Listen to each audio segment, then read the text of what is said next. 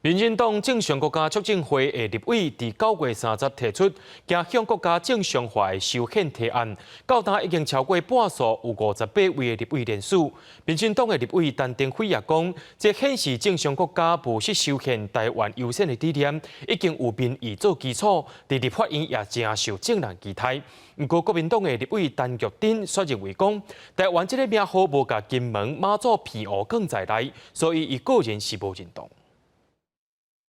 民意优先，民意优先，凝聚共识，凝聚共识，务实修宪，务实修宪，台湾加油！台湾加油！ 立委陈登辉率领民进党籍的区域立委和时代力量立委大声喊口号，宣布对9月30走向国家正常化修宪工程启动到今，因已经摕到58位立委的人数，显示唔但民意支持，国会也已经超过半数的立委同意，强调这份修宪的提案绝对不是外界讲的无台独。有心人士一直要戴我们的帽子说，哇，我们这个都是统独，统独。 完全无涉统独，我们是符合台湾现状，把现在我们过去完全没有修、没有动的，利用这一次能够一次把它讨论清楚。李荣基教授讲的就是说，一些大人的衫穿的这个囡仔面顶，很多没办法符合台湾的这个现状。 针对这项走向国家正常化修宪草案提案的立委，计共11个，拢是民进党籍。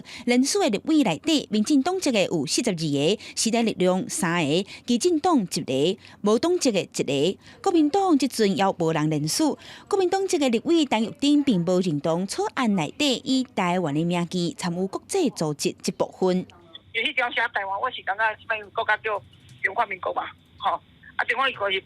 包括。 台湾边有金门马祖嘛，吼，台风金嘛啦，吼，所以迄条我无赞成，因为台湾的定义是无遐尼清楚。这个不评论，嘿，没有评论，嘿。 民进党正常国家促进会表示，11月初因会邀请各界讨论安怎降低修宪的负担，保护国家资讯安全，促进国土平衡发展，也有以台湾的名义走向国际4大部分来交流。陈登辉也表示，这案即马已经正式送去议事处，进入修宪的议程，希望未来台湾会当量早走向正常化。记者民进党台北报道。